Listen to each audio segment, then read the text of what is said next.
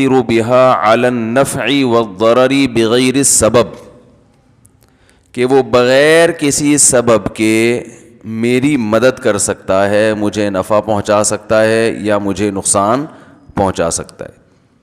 جب کسی کے بارے میں آپ کا یہ نظریہ ہوگا کہ یہ مجھے فائدہ پہنچا سکتا ہے اور نفع، اور یہ فائدہ اور نفع کسی لاجک کے تحت نہیں، ویسے ہی جب چاہے پہنچا سکتا ہے، اس جذبے کے ساتھ جب آپ کسی کی تعظیم کریں گے تو یہ تعظیم عبادت کہلائے گی، یہ اللہ کے علاوہ کسی اور کے لیے جائز نہیں ہے۔ تو کسی کے سامنے ایسی تعظیم جس میں یہ آپ کا یہ نظریہ ہو کہ یہ میری بگڑی بنا سکتا ہے، مجھے نفع پہنچا سکتا ہے، نقصان پہنچا سکتا ہے، تو ایسی تعظیم اسلام میں کیا ہے میرے بھائی؟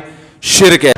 طارق مسعود جو دیوبندی کا مولوی ہے، کہتا ہے کہ کسی کو بغیر اسباب نفع و نقصان پہنچانے والا سمجھنا شرک ہے، جبکہ مسلمان نبی و ولی کو اللہ کے فضل سے نفع و نقصان پہنچانے والا سمجھتا ہے۔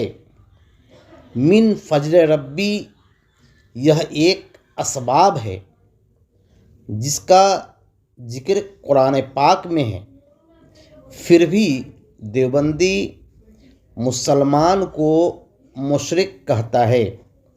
یہ دیوبندی کی منافقت ہے یا جہالت، جو تحت الاسباب کو بھی فوق الاسباب سمجھ کر مسلمانوں کو مشرک قرار دیتا ہے۔ وآخر دعوانا الحمد للہ رب العالمین۔